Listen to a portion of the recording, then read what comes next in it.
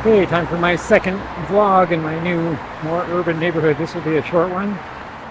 Just some news and notes and some words about this ridiculous Angelina Jordan is wearing shoes controversy. This area here is pretty noisy as I cross over the bridge, so I'll wait until I get down on the other side. I'm just hoping I don't get rained on.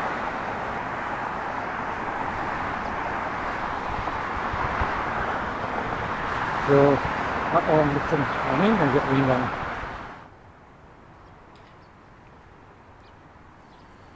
Okay, one thing they say about the weather in Hawaii is if you don't like it, wait 5 minutes. It's very changeable. This rain is already dying down. And take two.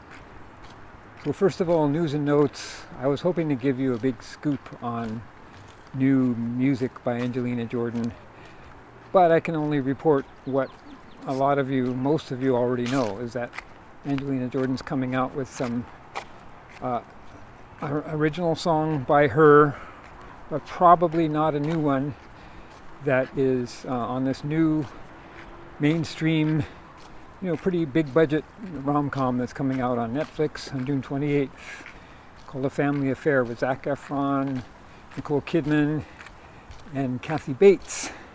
There was a premiere of it, and I was hoping that somebody could have been at the premiere and found out what the song was, because so far there's just no information. But from the clues that we have, since this movie was actually finished quite a while ago, that rules out any really new song that hasn't been heard before, but it's probably a song from her EP, and most likely Love Don't Let Me Go. But anyway, check that out on June 28th.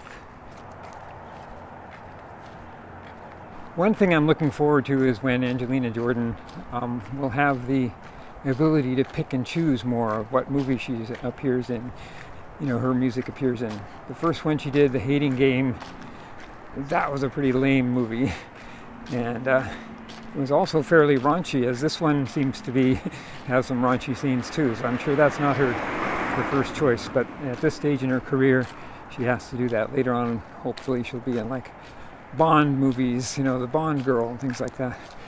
But one thing I noticed about this movie, although it seems like it's definitely more of an A-list movie, bigger stars, Zac Efron and Nicole Kidman, their faces are almost like Uncanny Valley with plastic surgery or whatever it is they've done. I mean, just look at that. Anyway, but it will be exciting to see her music appear in a major Hollywood film. Okay, and now the sun has totally come out. It rains more here than in my old neighborhood because we're closer to the mountains. Hawaii has all these different climate zones. And, depending on how close you are to the mountains, if you're on the leeward side or the windward side. The other thing I wanted to talk about is this controversy about, like in her latest live song, Bad Valentine, an absolutely superb, ridiculously good song.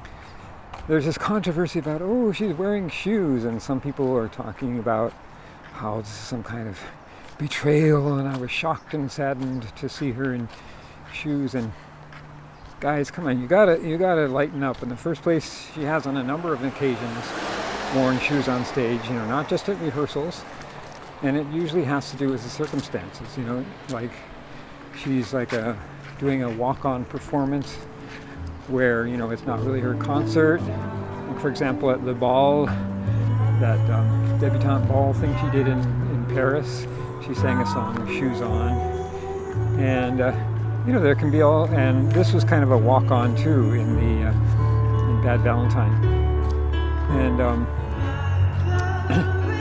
there's some safety concerns. There's issues with the venue. Speaking of that, there's this cool story she told at this Christmas concert she had a while back about a mishap she had going barefoot. I had a show in New York for the rainforest. It was this huge concert, and so like right before I'm going to stage, I'm in the backstage, and then I didn't know they had these mouse traps and it was dark, so I couldn't see them.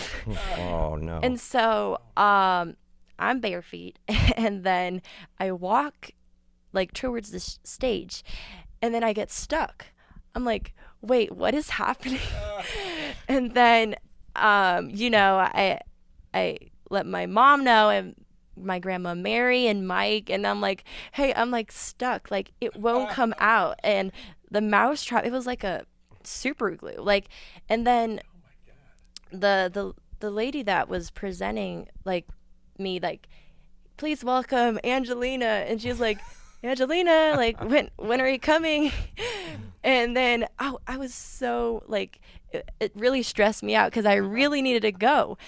And so, oh my God, we had to bring like tissue paper and like water, and it was so stressful. But after like it took a while, but I got onto the stage and I sang. So, that's just a reminder that things can go wrong, and there can be a variety of reasons for her not wearing shoes. But this is also just an example of what I call kind of a purity test. It reminds me of the flack that Bob Dylan got when he went electric. He started singing less political songs, more personal songs. This was an artistic choice he made, but a lot of people really faulted him for that, as he was selling out or going all commercial. So you get that with Angelina Jordan jumping to this conclusion, that she's selling out and going commercial. And there's this stuff about her wearing the blue contacts. Like the assumption is made that that's because she wants to, I don't know, have a more conventionally pretty look or something. But there could be a variety of reasons for it. Like her mom and her grandma either wear blue contacts or naturally have blue eyes. Maybe she wants to emulate them. And we just don't know. We shouldn't just jump to any conclusions. We should let Angelina Jordan be Angelina Jordan. She certainly earned the right to do what she wants, given her artistic excellence. Okay, back up to the 2nd Street Bridge and back home. But so, yes, back to the shoes thing. Bad Valentine is an absolutely great monumental achievement for Angelina Jordan. And it's really, to me, it's really sad that it gets overshadowed by this thing about the shoes. So, go and watch that performance, and don't pay attention to this. Pay attention to this.